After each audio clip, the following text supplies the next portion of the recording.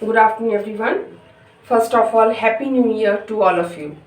After uh, our winter break, this is your first video that I'm going to upload, and I hope all of you are fine.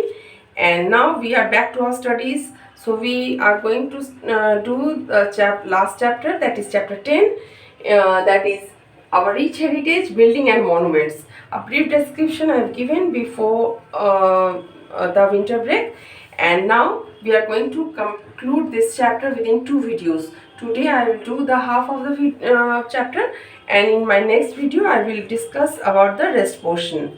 So let us discuss about our rich heritage. That means what we are inheriting from our forefathers and sisters, and that is our heritage, and that we should preserve it.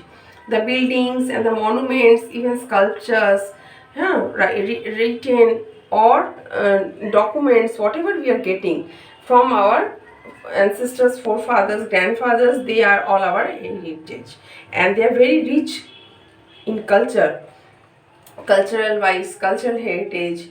Then our written descriptions all are under this heading. Now all the historical buildings, monuments, and these are cultural heritage, they all together, including mosques, stupas, then temples, tombs, they are all reflect our history.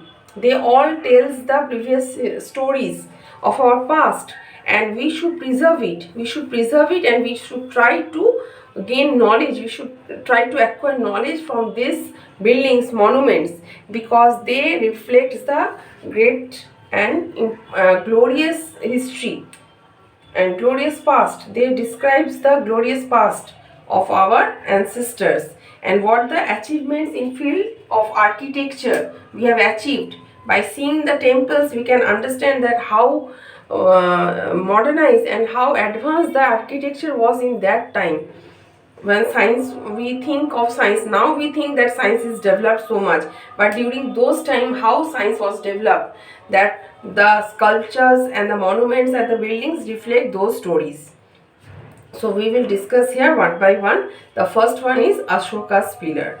The pillar of Ashoka, it is a polished single piece of stone. That is the main thing. This Ashoka's pillar, it is made up of single one stone, and you can imagine during that time it was built, and that means it was so, the architecture and the science was so developed during that period. And the famous edicts of Ashokas, the sayings, the verses of Ashokas are inscribed on this pillar, and the top of the pillar, and it is finely carved with magnificent figures of lion and a bull. There is a lion and a bull on the top of the pillar in the carve.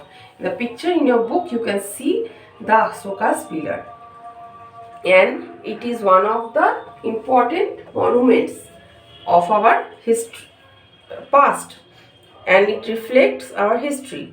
The next is Sanchi Stupa, another important monument that is related with the Buddhism, and it is a Buddhist stupa, and it was built by King Ashoka, and it is mainly built of brick and stone. This Sanchi Stupa is, and it has main four gateways and beautifully encarved.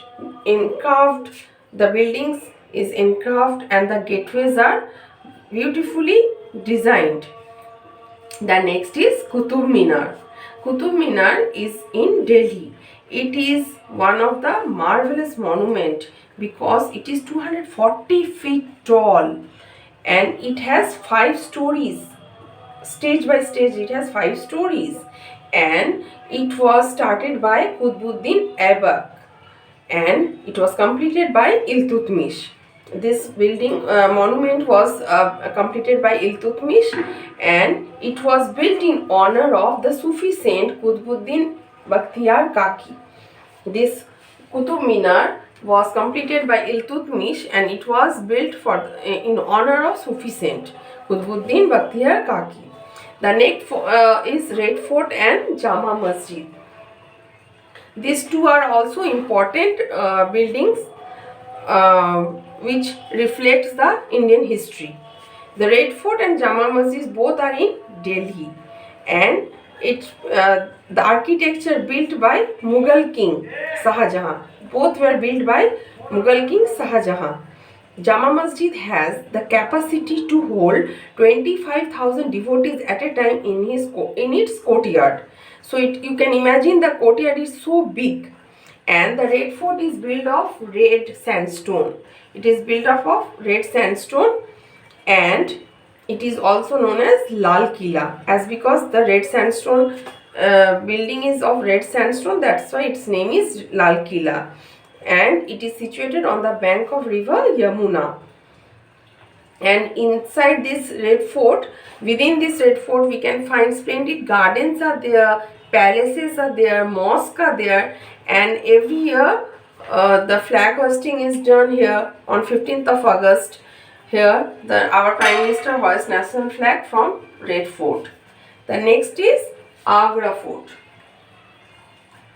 Agra Fort was built by Emperor Akbar, and this is also very important monument which reflects the Mughal emperor and the architecture during that reign, that period, and it was built during 1565 to 1573. Within this period, this Agra Fort was built, and many palaces and buildings were later afterwards it was added by Jahangir and Shah Jahan. There means after Emperor Akbar, it was again reconstructed and it was added many buildings like palaces. They were added with this fort inside it, and it was built by Jahangir and Shah Jahan. And this fort, why it is so important and why is so significant from the point of view of Indian heritage, because this fort is surrounded by 70 feet tall wall, and this fort took 8 years to complete. It took near about 8 years to complete, and a 70 feet high wall is surrounded by it, and the two beautiful palaces inside, two halls are there, Diwan-e-Am and Diwan-e-Khas. These two are inside it. Per mosque, that is known as Moti Masjid, is made up of white marble, is one of the splendid monument inside the Agra Fort. Here you can find these two buildings also, beautiful palaces. Okay, Diwan-e-Am and Diwan-e-Khas, these two were made.